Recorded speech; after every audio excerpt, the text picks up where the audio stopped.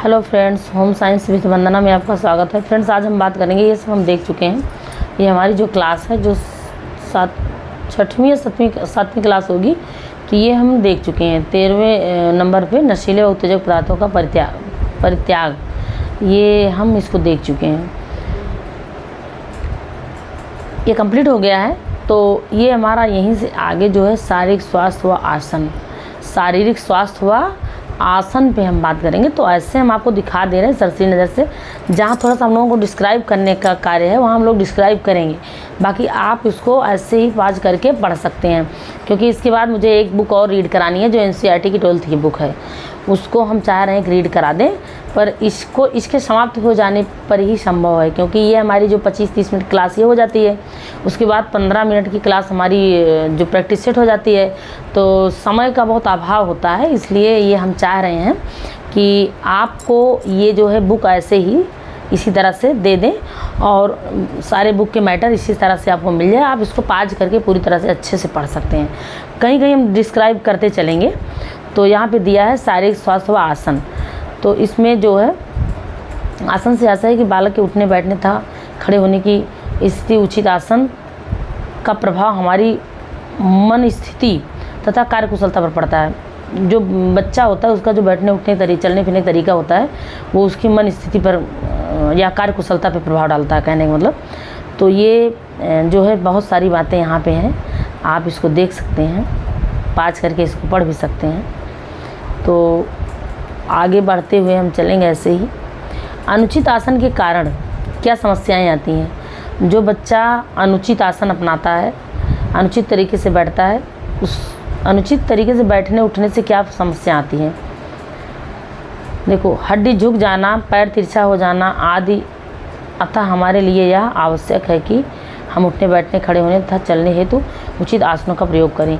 वास्तव में एक अच्छा आसन हुआ है जिसमें शरीर के सभी अंग ठीक प्रकार से काम कर सकें। अगर शरीर के सारे अंग हैं तो सारे काम कर सकें। ऐसा नहीं कि किसी कारण से वो निष्क्रिय हो गए हों, उनसे कोई कार्य नहीं हो पा रहा है। ये देखो, अनुचित आसन के कारण, पारिवारिक कारण। अनुचित आसन के जो कारण होते हैं पारिवारिक कारण भी होते हैं। ये भी एक कारण होता है जो बच्चे अनुचित आसन अपना लेते हैं, पारिवारिक कारण। तो पहला क्या है, इसे पारिवारिक कारण में पहला क्या है, कुछ अस्वास्थ्यकर आदतें हम परिवार में सीख भी लेते हैं, जैसे ऐंची आँखें से बात करना, पैर हिलाना आदि, मतलब अपने से बड़ों को देखकर घर में। बालक के बाल बड़े होकर आँखों पर आना, जन्मजात कारणों से दूषित आसन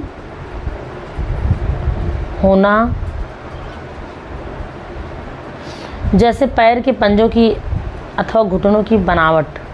कभी कभी रोगग्रस्त के कारण भी ये सारा दिया गया, जैसे क्षय रोग अथवा सूखा रोग होना, ये भी होता है।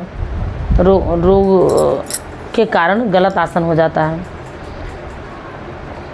सूखा रोग में रिकेट्स भी बोलते हैं सूखा रोग को। इसमें भी हड्डियां जो हैं निकल आती हैं। रिकेट्स में छाती की हड्डियां उभर आती हैं। तो ये सब आकार प्रकार बिगाड़ देता है। उसके बाद दुर्घटना अथवा चोट के कारण भी दूषित आसन हो जाता है। दुर्घटना, चोट लग गई, पौष्टिक भोजन न मिलने पर, ये पारिवारिक कारण में आ रहा है। सब पारिवारिक कारण अगर है तो ये सब प्रॉब्लम देखने को मिल सकती है।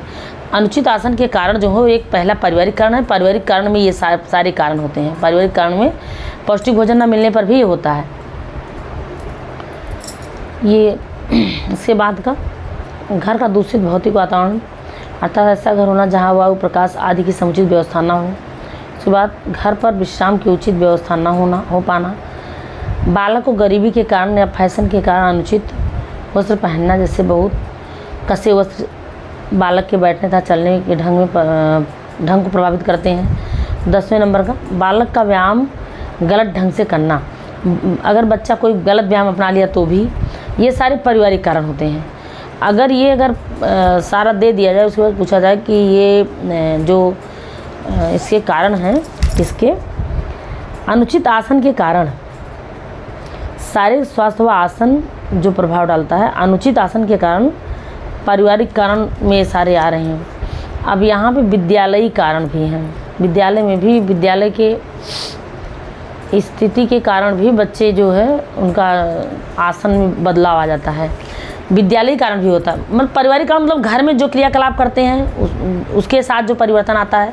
विद्यालयी कारण जो विद्यालय में रहने के साथ साथ जो उनका बैठना उठना चलना होगा वो विद्यालय के कारण होता है। ये फर्नीचर जो है वहाँ का सही ना हो विद्यालय का।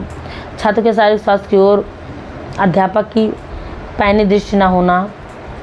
छात्रों के शारीरिक स्वास्थ्य की ओर अध्यापक की पैनी दृष्टि ना होना, अर्थात वह कक्षा में अध्ययन के दौरान यह नहीं देख पाता कि किन छात्रों में श्रव्य तथा दृश्य दोष हैं। ये विद्यालयी कारण होते हैं सब। आज छात्रों पर बस्ते का बहुत बोझा है। ये भी एक बच्चों में विकार उत्पन्न कर देता है। भाई भारी बोझा होगा तो कंधे और टांगे क्या होंगी, उस पर दबाव पड़ेगा उनके ना। उसके बाद ये विद्यालय में खेल की पर्याप्त सुविधाओं का अभाव होना। अगर खेल की सुविधाएं नहीं विद्यालय में, बच्चे एक ही जगह सिमटे बैठे रह जाते हैं। बेल लगती है लंच के टाइम पे भी क्लास में ही रह जाते हैं क्योंकि खेल का स्थान है ही नहीं।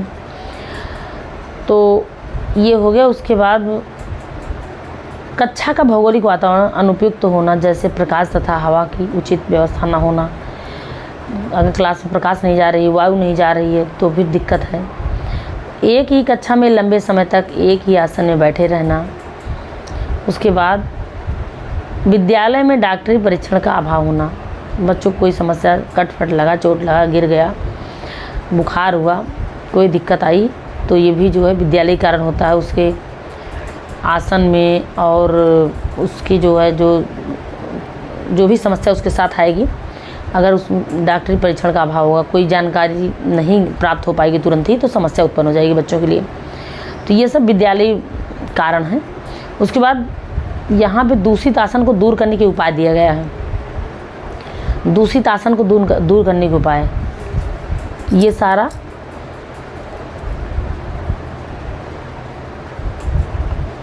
दूषित आसन के उपाय हैं।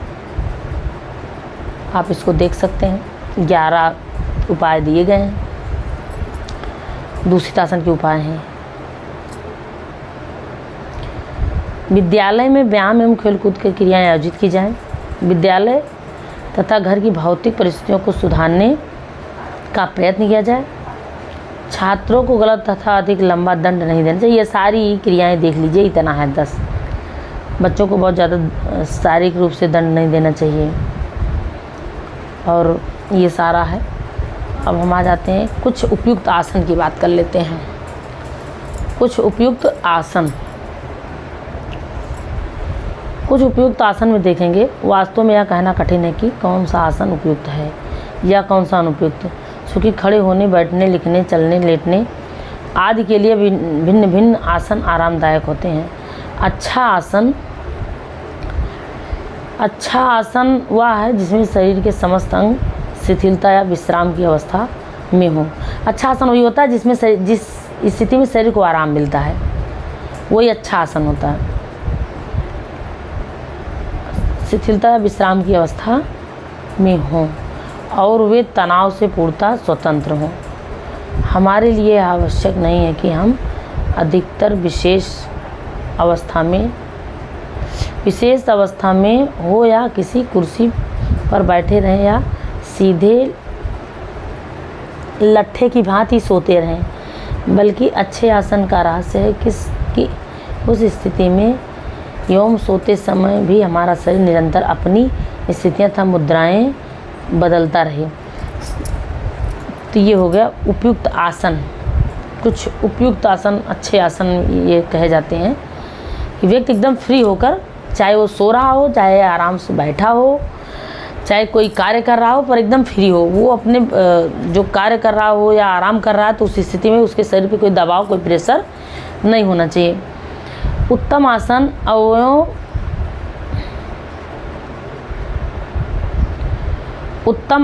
अवयवों, स्नायुओं तथा मांसपेशियों को शरीर की ऐसी मुद्रा बनाने में सहायक होता है जो कि उसे सक्षम रूप से गतिविधियों को संचालित करने के लिए आवश्यक है। हमारे शरीर स्वास्थ्य की दक्षता कई विरोधी शक्तियों के समुचित संतुलन पर निर्भर करती है। जब हम चलते हैं, बैठते हैं, खड़े होते हैं, दौड़ते हैं, खेलते हैं या काम करते हैं, तब हम यदि प्राकृतिक संतुलन बनाते हैं तो कहा जाता है कि हमारा आसन अच्छा है। वास्तव में यदि देखा जाए तो कहा जा सकता है कि उत्तम आसन स्वास्थ्य तथा स्वस्थ शरीर का सूचक है। आसन का प्रभाव हमारे आशावादी व प्रसन्नचित्त दृष्टिकोण पर भी पड़ता है।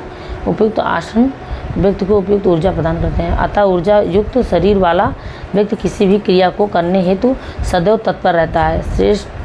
श्रेष्ठासन वही है जिसमें शरीर का बोझ बिना किसी प्रयत्न के दोनों पैरों तथा टांगों पर समान रूप से रहता है तथा चलने बैठने में अनावश्यक थकान न हो। धड़, सिर एवं गर्दन के केंद्र एवं लंब रेखा के समांतर होने चाहिए। देखो, ये अनुपयुक्त आसन ये होता है जो नीचे ज़मीन में रख के अपने बराबर नीचे ज़मीन में रख कर बुक को पढ़ना या जो है कोई काम ज़मीन बैठना ऊपर और नीचे ज़मीन पर जो है करना, जैसे पीढ़ा वगैरह लेके लोग बैठते हैं, ज़मीन पे काम करते हैं, तो वो अनुपयुक्त आसन है। उपयुक्त आसन नहीं है, क्योंकि गर्दन झुकी हुई होती है। गर्दन झुकना नहीं चाहिए। गर्दन के झुकने से भी बहुत सारे सर्वाइकल समस्या आती है। तो ये सारे उपयुक्त आसन और अनुपयुक्त आसन की बात यहाँ की गई है। तो थोड़ा सा देख लेते हैं हम ऐसे ही। शरीर के आधे भाग बिना थकान के और यत्न के सुचारू रूप से अपनी क्रियाएं कर सके। पीठ के सामान्य वक्र अधिक गहरे नहीं होने चाहिए। उदर सदैव अंदर की ओर धंसा होना चाहिए। सीना इस प्रकार तना हुआ हो कि दोनों कंधे सीधे तथा एक स्तरों में हो तथा कंधे आगे की ओर झुके हुए ना हों। यदि यह आगे झुकेंगे तो रीढ़ के खोखले वक्र पर अत्यधिक दबाव पड़ेगा। प्रत्येक प्राणी शारीरिक संरचना की दृष्टि से एक दूसरे से भिन्न होता है। प्रत्येक व्यक्ति की आसन संबंधी अपनी विशेषताएं होती हैं। इसी कारण सभी व्यक्तियों के लिए कोई एकमात्र निश्चित आसन उत्तम नहीं हो सकता। प्रत्येक व्यक्ति हेतु अच्छे आसन का अपना निजी मापक अथवा मानदंड होता है। देखो, यहाँ पे ये बात कही गई है कि सबकी बनावट अलग होती है। सबके लिए एक ही आसन उपयुक्त नहीं होगा। सबके लिए अलग अलग आसन, जो जिसको जैसे ही जिस स्थिति में आराम मिले, या बैठने का जो तरीका है या जो भी काम करने का तरीका है, वो सबका अलग अलग हो सकता है। बस उसकी उस शारीरिक स्थिति को आराम हो, उस शरीर की स्थिति को आराम और देखने में झुका हुआ न दिखाई दे। तो यहाँ पे वही बात की गई है। देखो, यहाँ निजी मापक अथवा मानदंड होता है। सबका अलग अलग आसन होता है, निजी मापक मानदंड होता है। एक संतुलित आसन संबंधित वैज्ञानिक दृष्टिकोण यही है कि शरीर का प्रत्येक अंग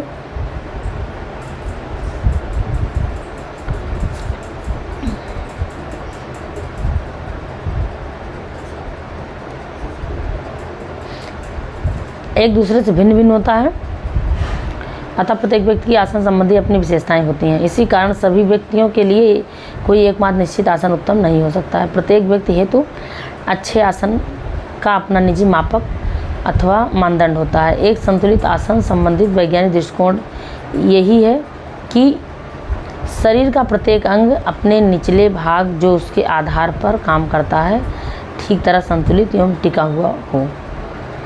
शरीर का प्रत्येक अंग अपने निचले भाग जो उसके आधार का काम करता है ठीक तरह से संतुलित एवं टिका हुआ। जैसे शरीर का निचला भाग कौन होता है?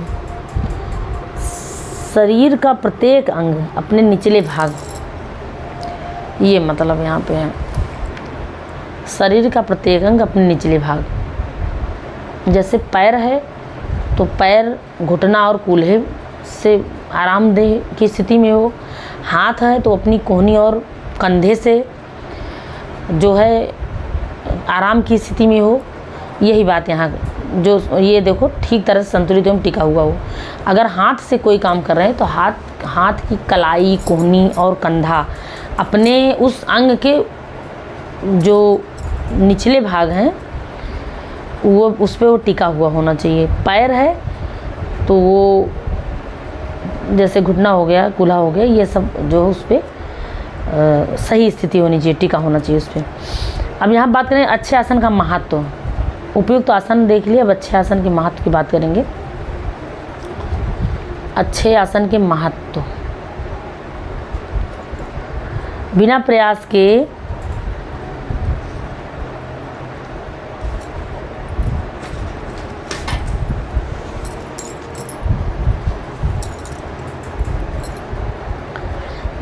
के कोई भी व्यक्ति श्रेष्ठ मुद्रा अवस्था प्राप्त नहीं कर सकता।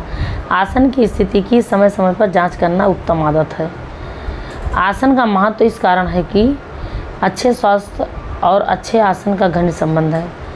प्राथमिक पाठशालाओं में जिन बालकों को अच्छे आसन का अभ्यास करा दिया जाता है, विद्यालय से उन बालकों की अपेक्षा कम अनुपस्थिति रहते हैं जो अच्छे आसन से अनभिज्ञ हैं। सेना में जिन सिपाहियों के शरीर की मुद्रा कमज़ोर होती है, वे सैनिक जीवन की कठिनाइयों को सहन नहीं कर पाते। श्रेष्ठ आसन वाले व्यक्ति की डॉक्टरी जांच के पश्चात यह पाया गया कि यह गठिया पीठ के रोग, पैर के रोग तथा ऋतुस्राव को रोकने का अच्छा माध्यम है।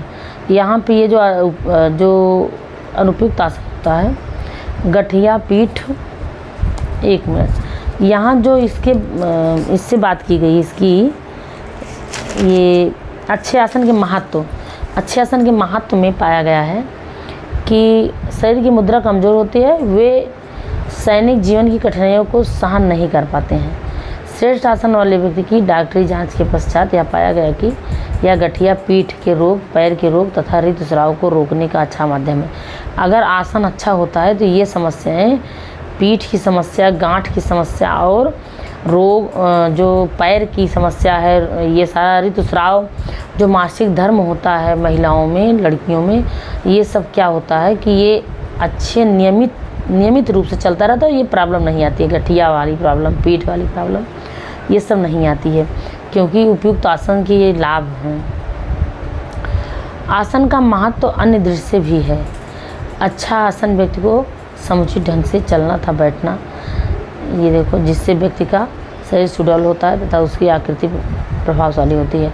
ये सब है। इसके द्वारा मांसपेशियों की दृढ़ता तथा शारीरिक क्षमता मिलती है। विद्यार्थियों के लिए महत्वपूर्ण आसन स्थितियाँ, ये विद्यार्थियों के लिए महत्वपूर्ण आसन, विद्यार्थियों को पढ़ना कैसे चाहिए, तो यहाँ पे छात्रों के आसन में विशेष रूप से निम्नलिखित स्थितियों पर ध्यान देना चाहिए। खड़े होने की मुद्रा, जो छात्र होते हैं उनके आसन कैसे होने चाहिए, उनके आसन जो होने चाहिए वो खड़े होने की मुद्रा, कैसे खड़े हो रहे हैं, उनकी खड़े होने की स्थिति क्या है, ये होना चाहिए। चलने की मुद्रा, लेटने की मुद्रा, ये देखो, इसको आप 5 करके ऐसे पढ़ लीजिएगा टोटल जितना है।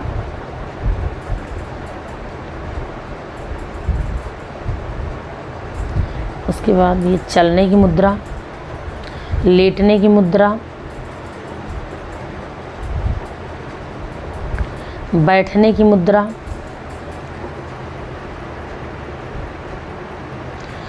लेटने की स्थिति के संबंध में बहुत कम अध्ययन हो पाया है।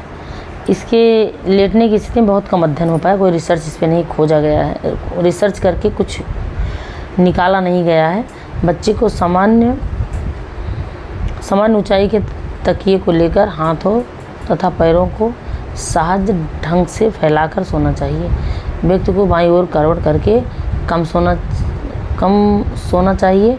सोते समय ऐसे मुद्रा नहीं होनी चाहिए जिससे सांस लेने में कठिनाई हो।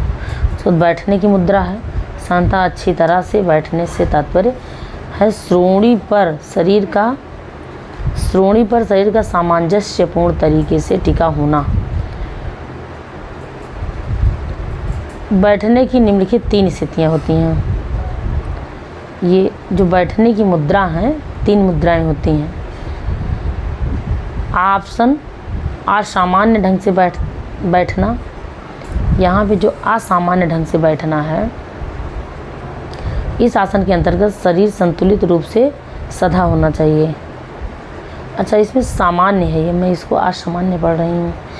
ऑप्शन जो है ये सामान्य ढंग से बैठना, जो बैठने का सामान्य तरीका है। इस आसन के अंतर्गत शरीर संतुलित रूप से सधा होना चाहिए। सिर, कंधे, कूल्हे तथा नितंब जहाँ तक संभव हो एक सीध में हो तथा सीधी रीढ़ की हड्डी से एक स्पष्ट मोड़ बनाएं। सिर सीधा हो जिससे गर्दन के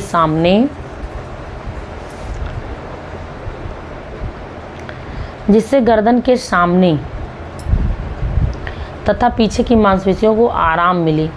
दोनों भुजाएं संतुलित तथा जांघें सीधी हो तथा दोनों पैर जमीन पर समतल होने चाहिए। टांगे फर्श पर टिकें, पैरों के लंब रूप अर्थात सीधी हो सकें। कुर्सी की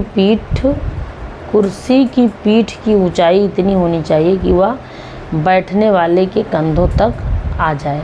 ये है सही सामान्य स्थिति, बैठने की जो सामान्य स्थिति है ये दिखाया गया है। उचित मुद्रा ये है, उचित मुद्रा जो दिखाया गया है ये है,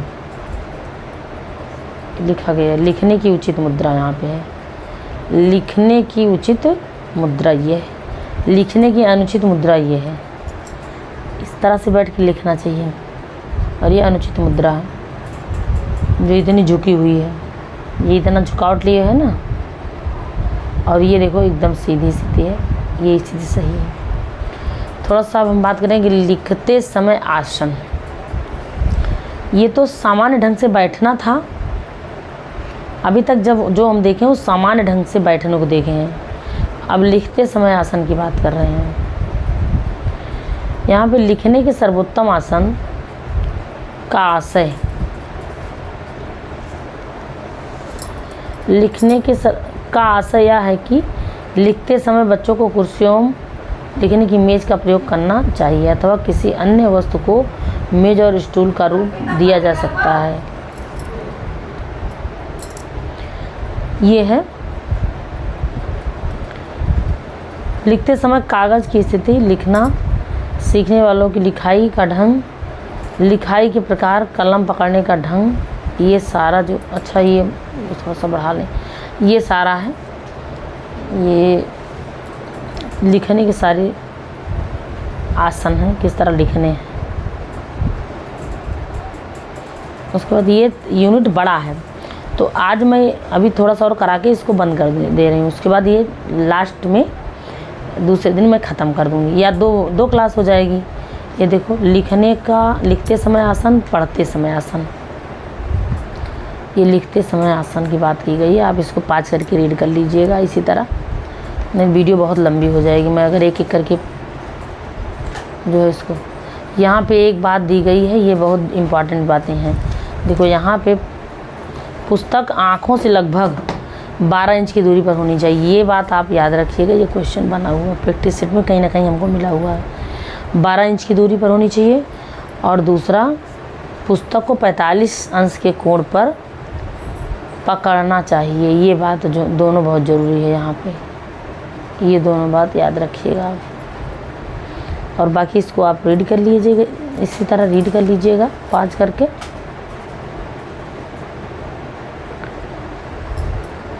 ये है दृष्टि दोष, मायोपिया कहते हैं। यहाँ पे देखो, यहाँ से यदि पुस्तक को आँख के अधिक पास रखा जाएगा तो आँखों पर अधिक जोर पड़ेगा तथा निकट दृष्टि दोष को मायोपिया कहते हैं। ये भी आप ध्यान दीजिएगा। ये निकट दृष्टि दोष जो है वो मायोपिया कहलाता है। मायोपिया पैदा होने की संभावना बढ़ जाएगी, इसको कहते हैं निकट दृष्टि दोष और यहाँ पे मायोपिया। ठीक, जो पुस्तक जो है आँख से अधिक पास रखा जाएगा तो आँखों पे जोर पड़ेगा और जो निकट दृष्टि दोष है मायोपिया जैसी समस्या उत्पन्न करेगा। निकट दृष्टि दोष या मायोपिया होने की संभावना बढ़ जाएगी। श्रोणि प्रदेश पेल्विस को सीट पर पूरा टिका होना चाहिए। सीट पर आगे फिसलने से शरीर का पूरा भाग रीढ़ पर पड़ता है। यहाँ पे जो पढ़ते समय बैठने का जो तरीका है इसमें ये सब बता रहा है कि कितने अंश के कोण पे पुस्तक को पकड़ना चाहिए। और उसके बाद जो बुक की दूरी होनी चाहिए 12 इंच होनी चाहिए। और उसके बाद जो दूरदृष्टि दोष है, इसमें अगर ज़्यादा पास में बुक करके पढ़ा जाएगा तो मायोपिया जैसी स्थिति बन जाएगी। तो यहाँ पे अब बात आई है पढ़ने की अनुचित मुद्रा। ये देखो, वो लिखने की अनुचित मुद्रा थी, यहाँ पे पढ़ने की उचित मुद्रा ये है। पढ़ने की अनुचित मुद्रा, पढ़ने की उचित मुद्रा। ये पढ़ रही है अनुचित मुद्रा में बैठी, ये पढ़ रही उचित मुद्रा में बैठकर। अब यहाँ पे ये है आसन संबंधी सामान्य विकृतियाँ, ये हम देख ले रहे हैं। देखो, पढ़ते समय अनुचित आसन से आँखें भी खराब होती हैं तथा वक्ष सिकुड़ता है। वक्ष सिकुड़ता है और श्वसन ठीक से नहीं होता तथा शारीरिक विकृति हो जाती है। अब हम बात करें आसन संबंधी सामान्य विकृतियाँ। आसन संबंधी सामान्य विकृतियाँ ये इतने हैं। इस बात का सदैव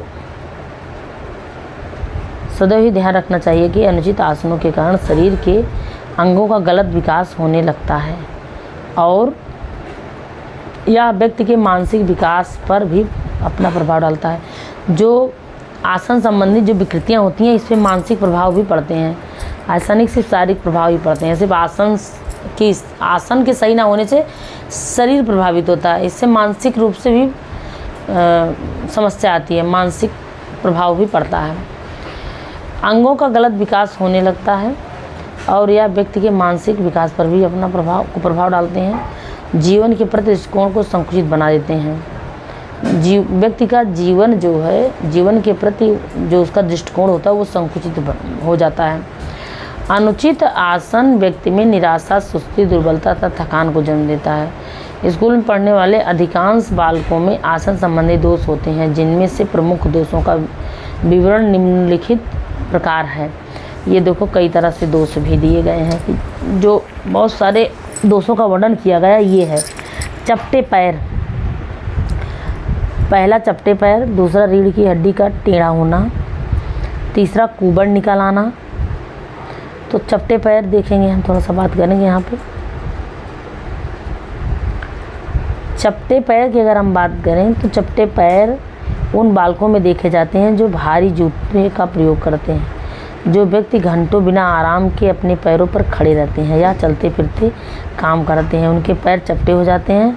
प्रारंभ में पैरों में बहुत दर्द रहता है तथा अस्थि बंधों में तनाव होता है तथा व्यक्ति की चाल में परिवर्तन हो जाता है। ये चपटे पैर के कारण होता है। चपटे पैर में यही सब समस्या देखी जाती है।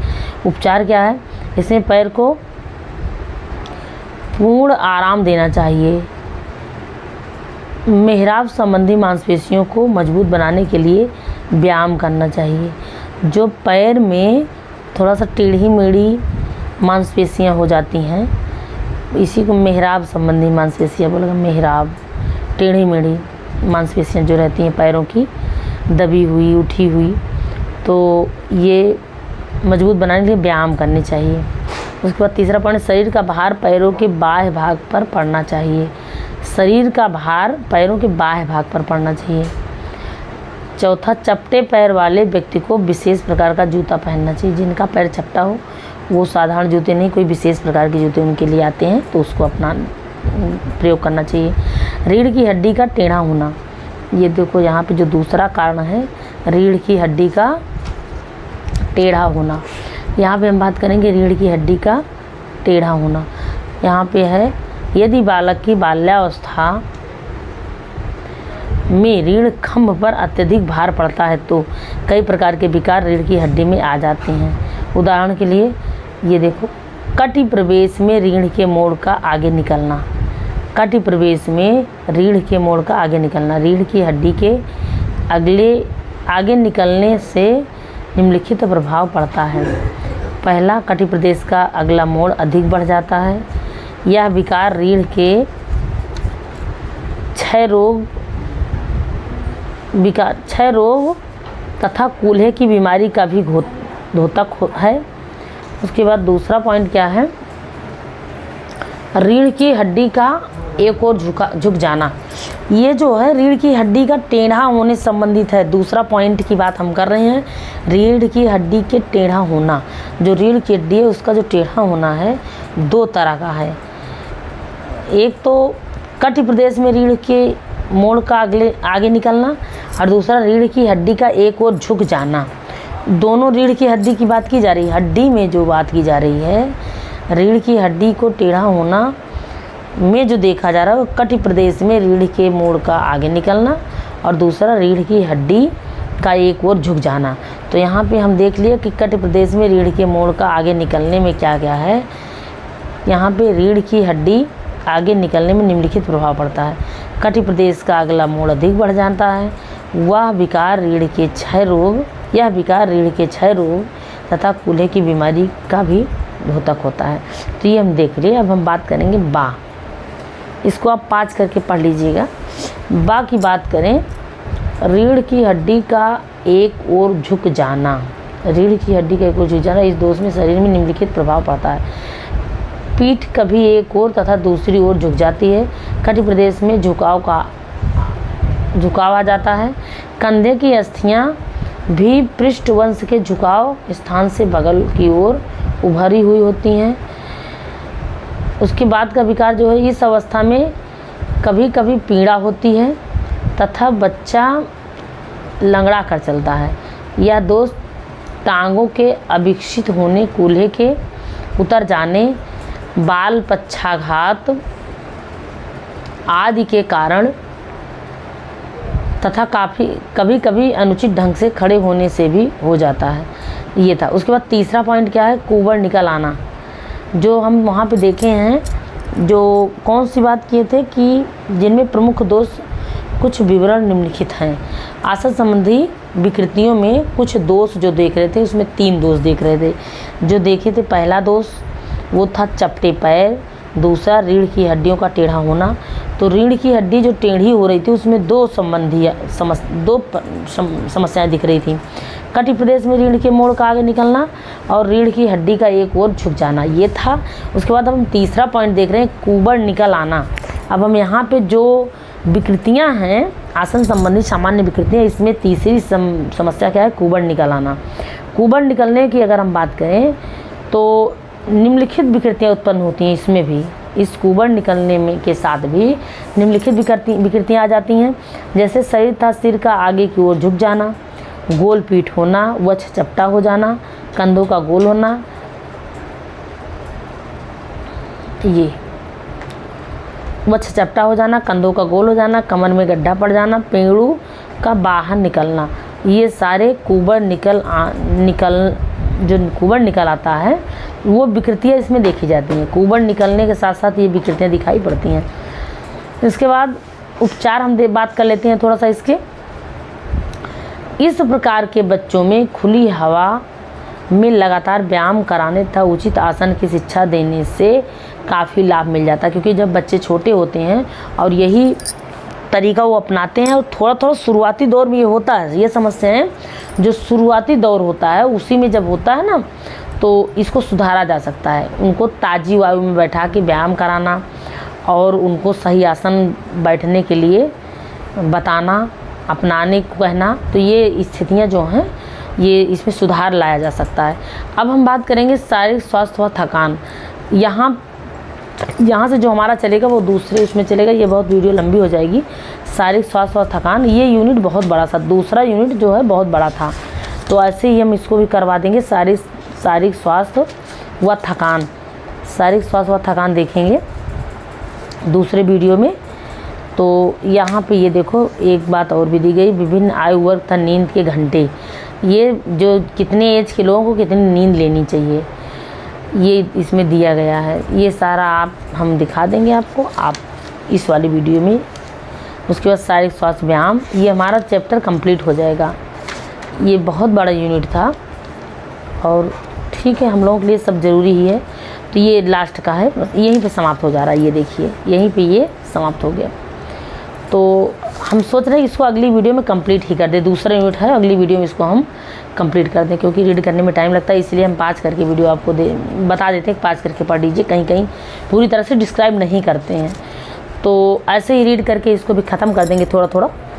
तो फ्रेंड्स, आज के लिए इतना ही। आप हमारे चैनल को सब्सक्राइब कीजिए, वीडियो को लाइक कीजिएगा। धन्यवाद फ्रेंड्स।